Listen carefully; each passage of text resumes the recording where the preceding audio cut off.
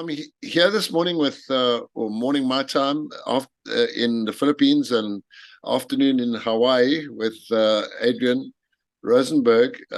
Adrian was a Choppertech with 7 Squadron, and really looking forward to hearing his story. Adrian, when I was a young teenager, I was in a church youth group, and 2 of my best friends in the youth group were Tiens Engelbrecht and George Bushney. Did you ever meet them? Yeah, I know. I remember George, and the other guy was Terence. Tiens Engelbrecht. I knew him though. Yeah, okay.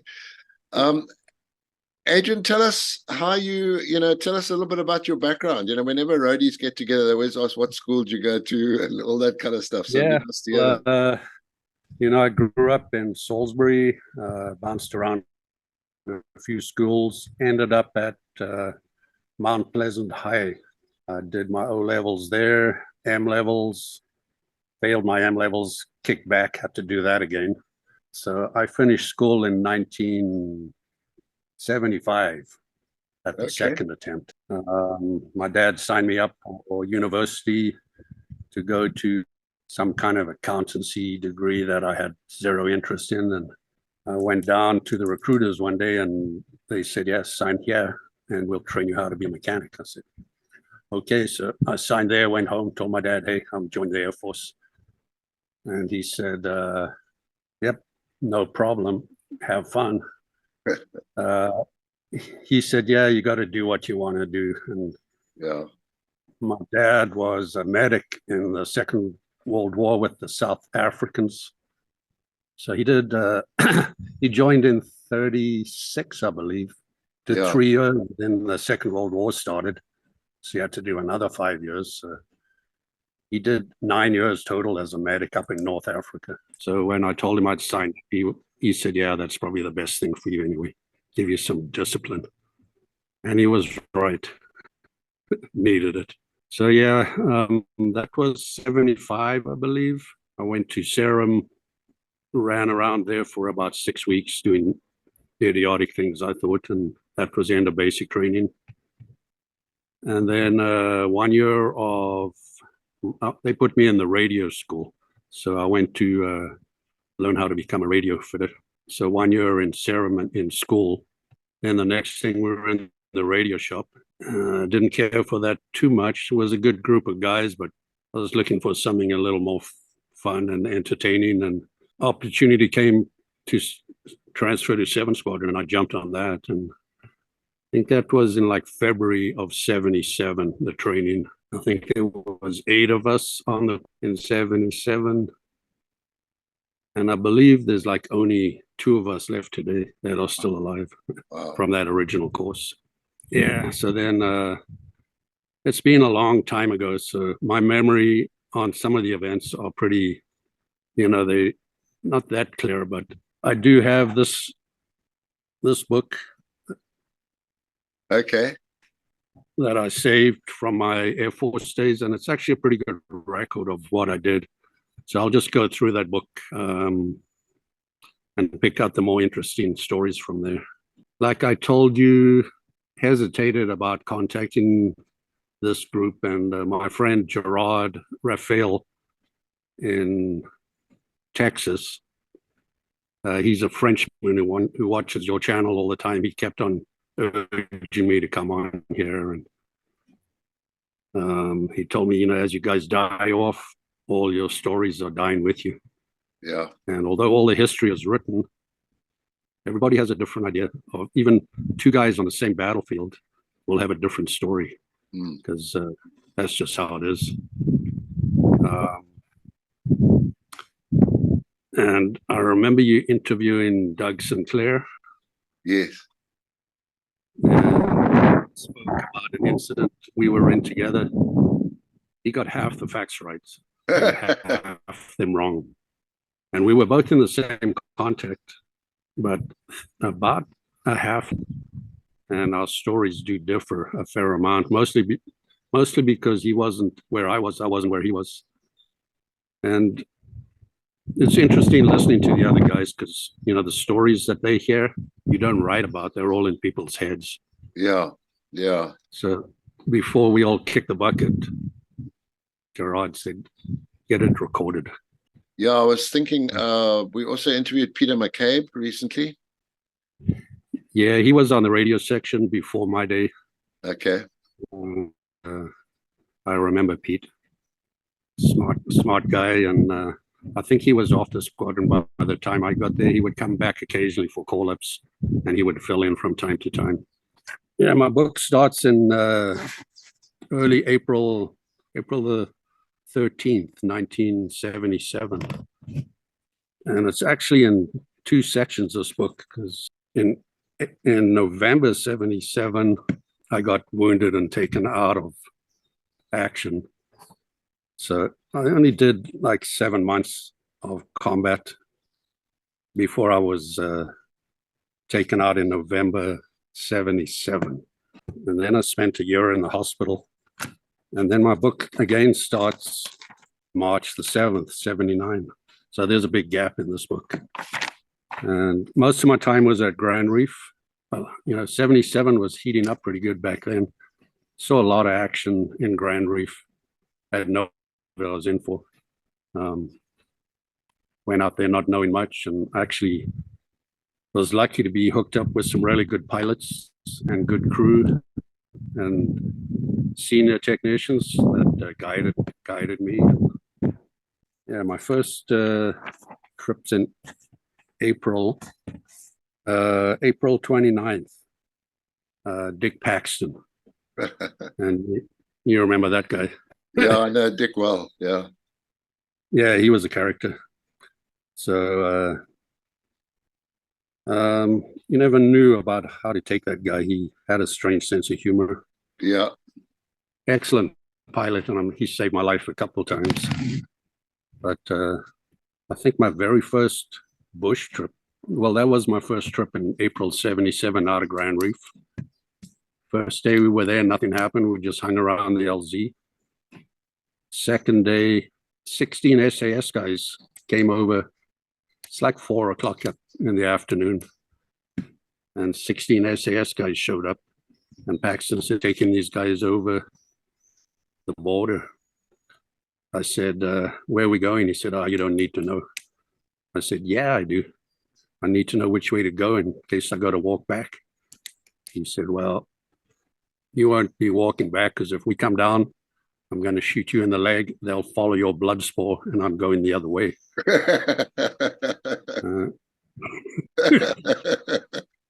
Thinking he was halfway serious, but he never did tell me where we're going. And we took off at about 4 o'clock, which is pretty late in Grand Reef to be taking off. We flew past Ruda Airfield, maybe 20 minutes into Mozambique. I've no idea to this day where we went. It was a real pretty area. Paxton was leading the group. We dropped off 4 guys and we got airborne. 2 more choppers came in and dropped those groups off. And then I think the last helicopter coming in was flown by Bill Mickey. And I believe Doug Sinclair was the tech on that. As they were approaching to land, the aircraft fell through. They got in, was settling with power, where they were too steep on the approach, and they just fell through. They fell through on the approach and hit the ground real hard. Basically, the tips of the rotor blades stalled and they lost lift. And I watched them fall maybe 10 feet and they hit the ground real hard. And I saw the one main rotor blade hit the up embankment on that on the hill there.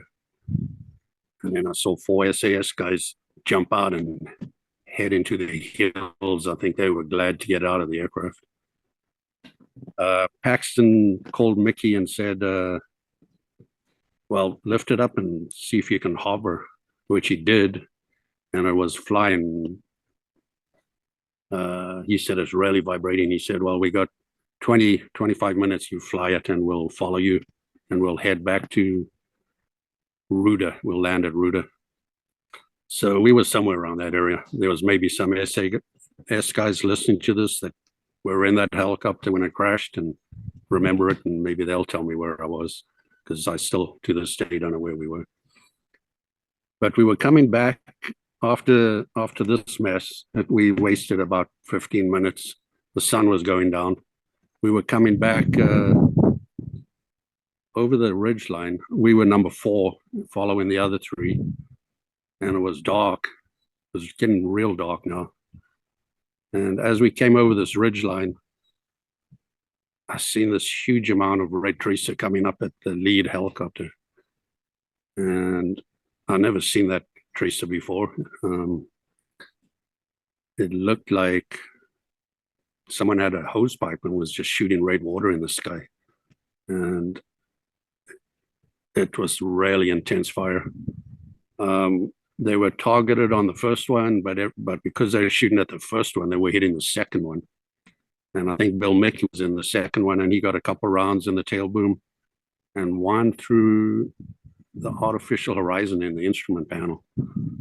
I'm not positive. I think it was either Gary was in that aircraft or Doug Sinclair. I can't remember. But the aircraft was shaking real bad. And at that time, Paxton told me to open fire. And I could see where the rounds were coming from on the ridge line. I put my weapons down. I could see like a haze of smoke. I put down maybe 60 seconds worth of twin Brownings onto, and they picked us up from our fire. And then coming from the second helicopter, all the tracers were now aimed at us. I remember at one time looking down my quadrant, I could see 3 or 4 red tracers in each quadrant coming up my sight. And that's never a good thing to see. I kept on firing. At that point, I remember the aircraft banking over at about 80-degree bank, and I was firing into the sky. And maybe about 100 tracer went right underneath our belly and disappeared in the night. And we rolled over and banked out. And after that, we were kind of out of the shooting range. And Paxton came on the radio and said, "Oh man, sorry about that, but my asshole's connected to my cyclic stick and I just had no choice." And that was my first contact. And that really shook me up. We never got hit, actually. I don't know how we didn't, but we never took a round. But we flew on into Ruda. We dropped that aircraft at Ruda. It was pretty big, beat up from the blade strike. And from, they did take a round through that instrument panel. We left that aircraft the night, and then we took that crew and 3 helicopters, flew back to Grand Reef in pitch black. I remember, man, it was so dark. I don't know how those pilots flew in that weather. But we landed at about 10 o'clock at night. And our day wasn't over because we back to refueling, getting ammo ready, getting the aircraft ready for the next day. And the pilots all went into the bar and got real drunk. And then we came in later, the techs, and had a few beers, and that was my first contact. Yeah. Pretty frightening. Yeah. Thinking, man, you know what? I think this was real, maybe. So that was my first day. That was April 29th. Maybe one of those SAS guys who crashed with Bill Mickey remembers it. I can't remember who the guys were, too long ago. And on May the 2nd, contact in the Hondi Valley. We seemed to spend a lot of time in the Hondi Valley. And man, that was a real nice valley.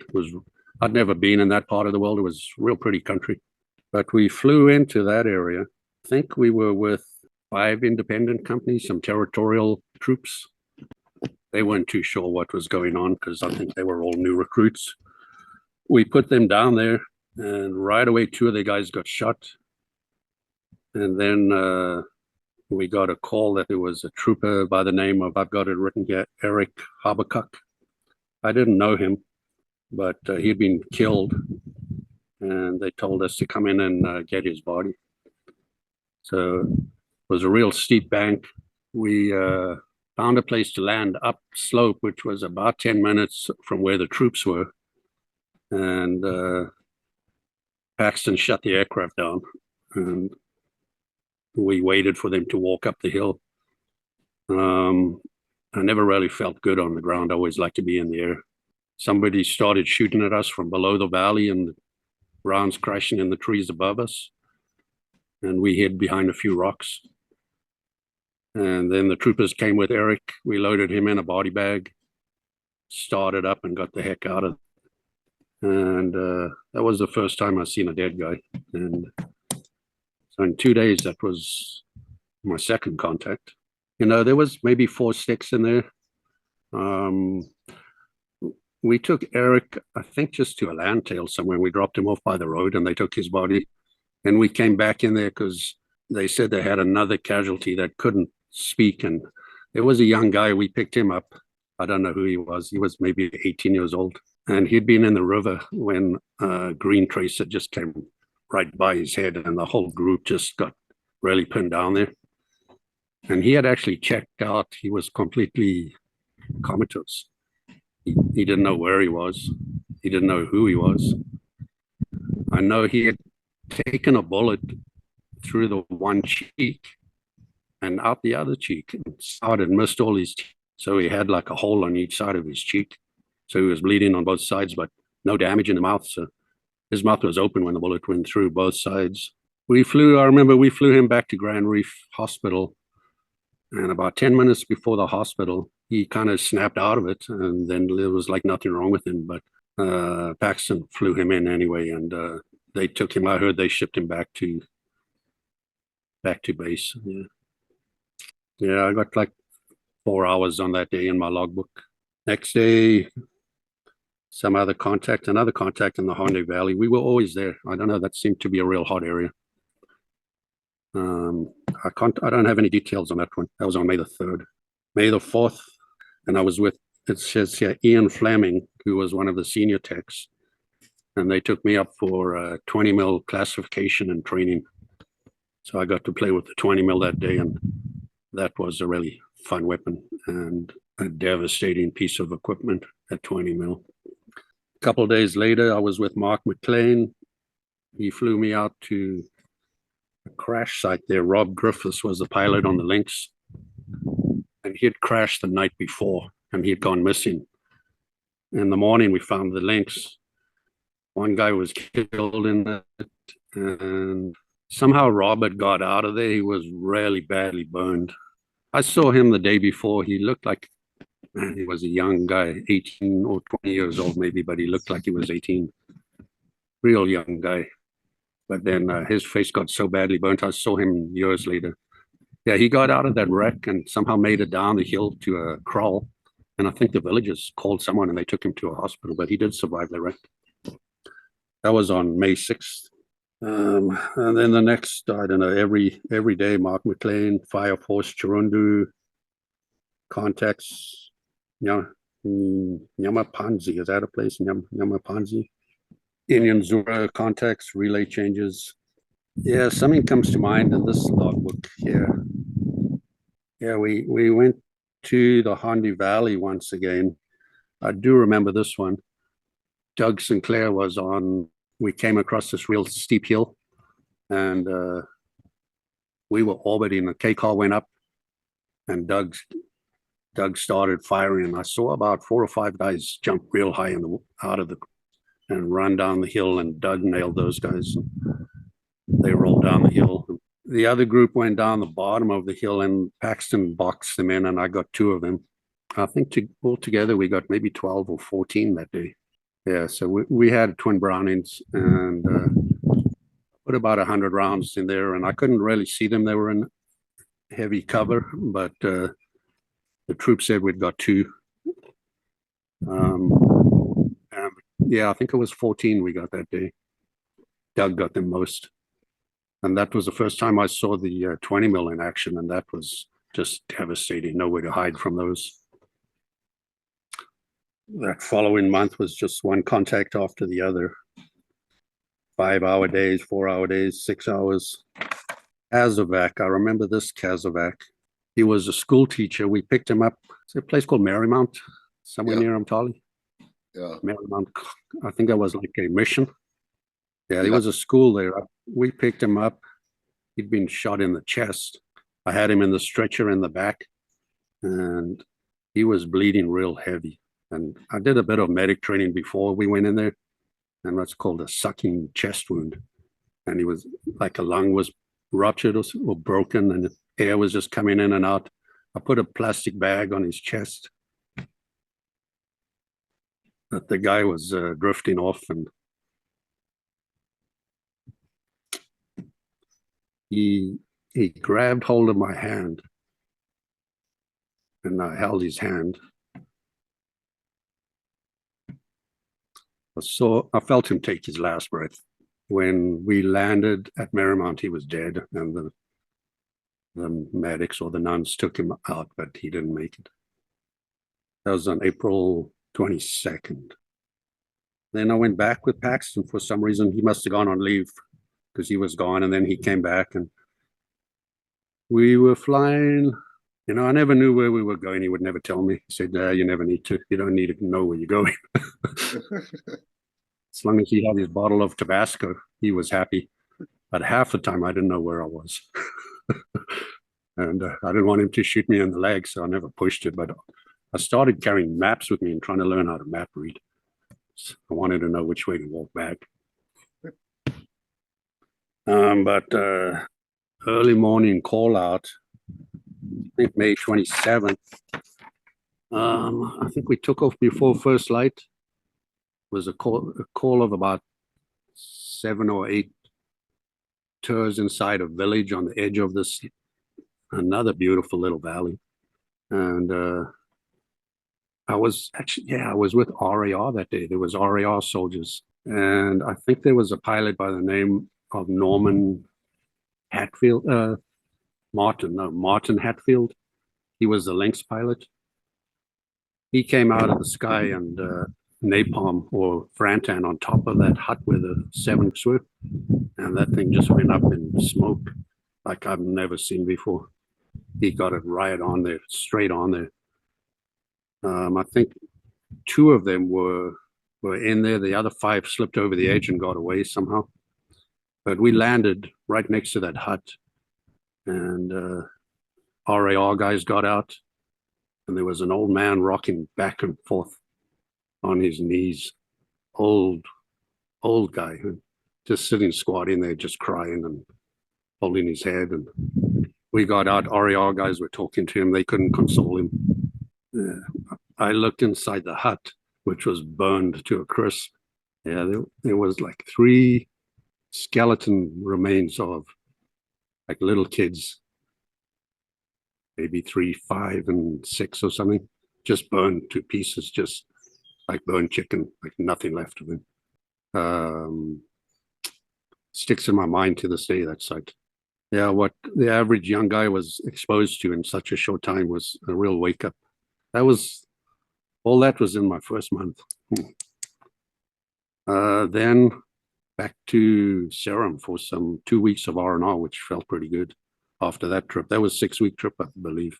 I stayed an extra couple of weeks because they were shorter guys, and he asked if I would stay. I think they try to keep us there 4 weeks, but I just stayed another 2 weeks. I was enjoying the flying and the experience and learning, and I stayed another 2 weeks, and I was ready after 6 weeks. I went back, had a good time on R&R, and then the next thing, let's see where I go after that. June, they kept me in base. They were doing pilot training, and looks like first 10 days of June, Francois Dutoy, pilot, he was killed.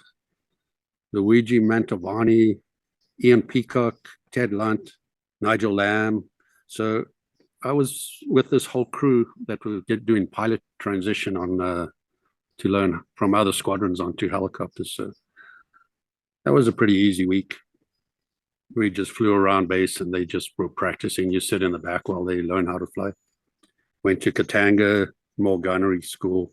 Flew around the country, ended up in Thornhill. Never been there before, so that was good to see that. And in the Chimani Mountains for some mountain training. Oh, Alouette 2s, yeah. flying around in the old Alouette 2s they used for training. And back to Motoko, I believe. And Mike Bolace, just a ferry flight with Mike. Oh no, this is back to Paquita and Grand Reef. So yeah, I flew with Mike. He had a big dog. Yeah, his name was Doris, or her name Doris, big old sheepdog. He always flew with her. She would stand by the FAF, wait for him to come back from contacts, and she's always around. But yeah, Mike was an amazing pilot. I didn't fly much with him, but I flew in the G cars with him, controlling the K car. And that trip was, so that is June the 20th. I'm flying with, this time, squadron leader Taylor, who was I think he might have been a wing commander. He was an older guy that just liked to fly around in the helicopters. He was to the book guy and nice guy. Tried to get me killed a few times. Was not quite as savvy as Paxton, but brave pilot. Manica Tribal Trust Land. I don't know where that is. Must be somewhere around Grand Reef. Do you know that place, Manica? Yes. Mm-hmm. Somebody said, oh, there's like a 12.7 machine gun that someone had spotted, and they were on this edge of this hill, and they wanted us to go find it. And Taylor volunteered to go find it. So he brings me along, but before we go to the revetments. They got all these sandbags. We take about 10 of them and we lay them on the floor of the helicopter. And we're sitting on all these sandbags. He says, now we're going to go find this 12.7, which I thought was not the best idea on how to find a 12.7. But we flew around all afternoon over these mountains and waiting to get shot at, but we never did. Then we came back, unloaded all the sandbags, and I didn't think that was such a smart idea, but he didn't think much of it. So it was 5 hours we did that day looking for that 12.7. We never did find it. Here, interesting, July the 2nd, Air Marshal Muscle, I think that was Frank Muscle, yeah, and General Walls. So they were in Grand Reef, and squadron leader Taylor, myself, and these two, we flew around the area there. Just, I don't know what we were doing, but we flew those guys around. Yeah, the next day, Salute Scouts, resupply, Cazovac, Honda Valley, Fire Force. And then July the 7th, which I'd mentioned to you before, I woke up July the 7th, 1977.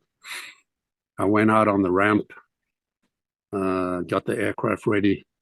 I'm thinking, wow, July the 7th, 1977. I don't like those numbers. Just something doesn't feel good on this day. And the siren went off and we were with support commander. We flew out, it says here, the Sabi Valley, Inyanzura. We flew out over there. I had Dave Barkley on board.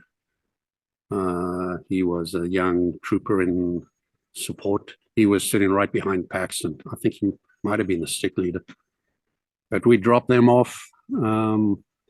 Last time I saw Dave, he was smiling and happy. He ran behind some rocks and the group went out, and I think they'd all gone to ground and there wasn't any need for the helicopters right there. Nobody knew where anybody was. So the group of G cars, after dropping everybody off, went and landed about 2 miles away on a flat area. And we just waited and listened to the radios, and they got in a contact. We heard a lot of screaming on the radio, and then we heard a request for a casualty, not for a Cazovac, but no medic requested. So whenever they didn't request a medic or a Cazovac, we knew somebody was dead.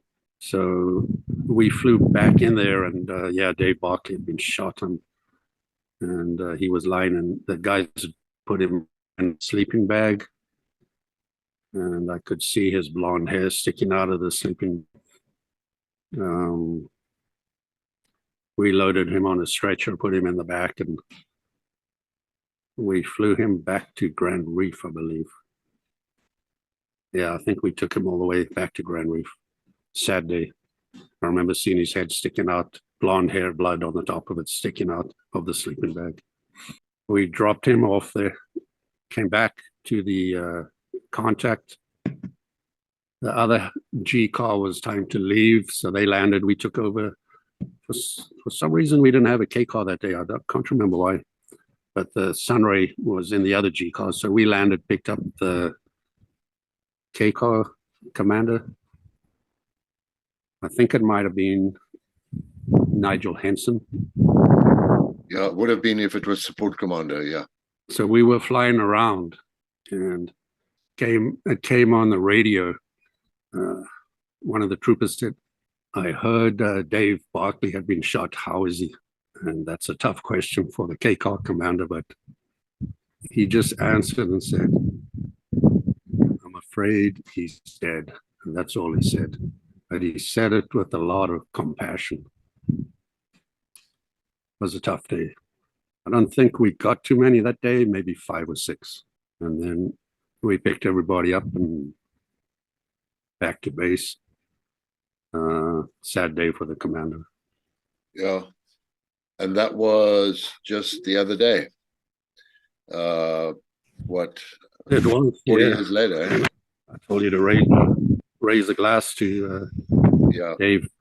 So that was that the 1977? Yeah. 87, 97, 07, 17. Man, that's almost 45 years ago, 46. Yeah. The next day, I'm flying with Randy Durant. I think I got tired of flying with Mr. Taylor, and he looks like he leaves. He leaves soon after that back to base. And I didn't want to be looking for 12-7s anymore with sandbags, so I switched to Randy Durant, and he was another senior pilot. I think he was a wing commander. Lots of trooping around there. We're flying into some LZ on some contact. It says Hondi Valley again. Yeah, so we're back in the Hondi. Ian Fleming was on the Cape. Ted Lunt was the pilot. We flew into this area. I can't tell you where it was. But the K-car, we fly in, as you fly in, K-car goes first, other helicopters come and circle around the K-car. K-car goes airborne up to 700-800 feet, and we do an orbit around him. And I see all these explosions around. I've never seen that before. And all the troopers are pointing out, and there's like all these airbursts around the K-car. And so, man, what is that? And they tell me, oh, RPG-7s. And there must have been 6 or 7 RPG-7s all around that guy. I saw one go right next to, it exploded right next to the tail boom there. And then old Fleming, he sorted those guys out on the ground. We dropped the troops, and they had a big contact there. It says 12 killed. And then when we landed back at Grand Reef or wherever it was, those guys walked to the back of the aircraft, and there was a huge hole in the tail boom. The RPG-7 had gone right through the tail boom in front of the stabilizer for some reason, and they were really lucky. Nobody knows why. It hadn't exploded on impact. That sheet metal around the tail boom is pretty thin, and it hadn't hit a member. It went right through the tail boom, and it exploded on a time delay on the other side. That's the one that I saw next to their tail rotor. Those guys were real lucky it didn't hit because if they'd lost their tail rotor, it would have been all out.